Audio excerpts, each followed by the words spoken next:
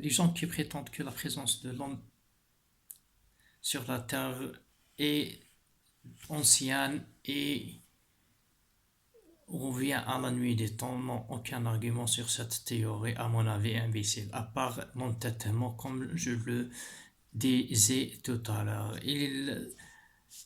Ils basent leurs idées, leurs convictions sur des choses qui ne sont pas vraiment théoriques, comme par exemple tout simplement la théorie de Charles Darwin qui prétendait que toutes les espèces animales ont dû changer pour développer pour survivre.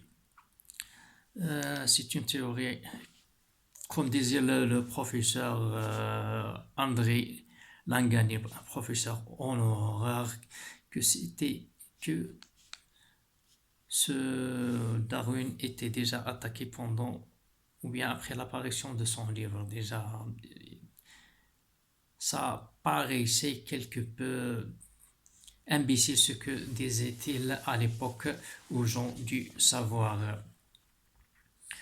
Même les gens, les savants de notre époque estiment que la présence ou bien des êtres humains qui sont, ou bien qui ont vécu sur la Terre ne dépasse le chiffre de 80 milliards. Ça veut dire, autrement dit, qu'il y a un point où l'homme n'existait pas sur la Terre.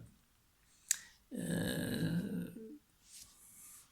c'est une question qui reste sans aucune, sans aucune interprétation scientifique à part de dire que l'homme est une créature du bon Dieu, qu'il soit exalté.